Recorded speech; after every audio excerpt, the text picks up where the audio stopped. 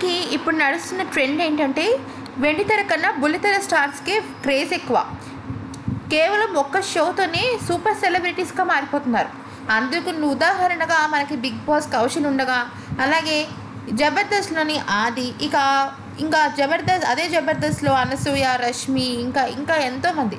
అయితే బుల్లితెర మీద మంచిగా రాణిస్తున్న యాంకర్ ఎవరు అంటే యాంకర్ ప్రదీప్ అని చెప్పుకోవచ్చు. తన మంచి స్టైల్తో, మంచి ఈజ్తో, ఎంటర్టైన్మెంట్తో అందరినీ ఆకట్టుకున్నాడు. అయితే రకరకాల షోస్ చేస్తూ రకరకాలుగా తాను ఎక్స్ప్లోర్ చేసుకోవడానికి ఎంతగానో ప్రయత్నిస్తూ ఉంటాడు. అయితే ఈ మధ్యకాలంలోనే తను బిగ్ బాస్ అయిన వెంటనే పెళ్లి చూపులు అనే రియాలిటీ షో చేశాడు.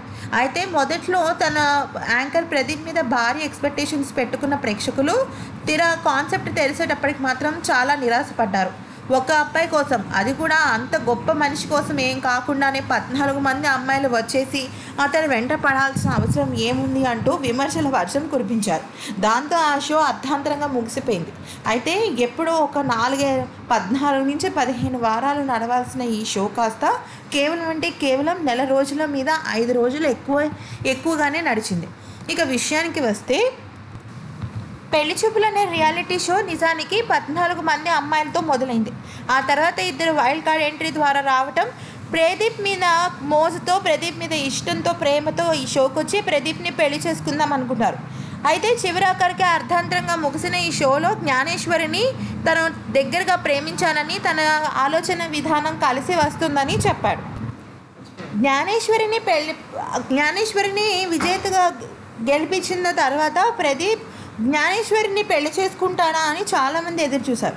కానీ వాళ్ళందరికీ ఆశ్చర్యపరుస్తూ ఇది కేవలం పెళ్లి చూపులు మాత్రమే, పెళ్లి చూపుల్లో మా ఇద్దరికి ఆ భావాలు కలిశాయి, అందుకని 2 పెద్దలతో మాట్లాడుకుని ఆ తర్వాత పెళ్లికి మేము ముందడుగు వేస్తాము అని చెప్పాడు. అయితే ఇప్పటి వరకు ప్రదీప్ కానీ, తన కుటుంబ సభ్యులు కానీ, అటు జ్ఞానేశ్వరి కానీ ఎవరూ కూడా పెళ్లి ప్రస్తావన ఎత్తకపోవడంతో జ్ఞానేశ్వరి తల్లిదండ్రులు ఇప్పుడు కోర్టు మెట్లు ఎక్కుతున్నట్టు తెలుస్తోంది. అయితే పెళ్లి చూపుల తర్వాత రియాలిటీ షో పేరుతో ఇలా చేయటం కరెక్ట్ కాదని, దానికి తగినంత నష్టపరిహారం ఇవ్వాలని ప్రదీప్ని కోర్టు మీద కేసు వేస్తారన్న వార్త ఇప్పుడు ప్రతి చోట వైరల్గా మారిపోయింది. ఫేస్బుక్లోనూ మరియు ఇతర సోషల్ మాధ్యమాలలోనూ ఈ వార్త చాలా శరవేగంగా వ్యాప్తి చెందుతోంది. అయితే ఈ విషయం గురించి మరి ప్రదీప్ ఏమంటాడన్న విషయం మాత్రం కొద్దిసేపు ఆగి వేచి చూడాల్సిందే.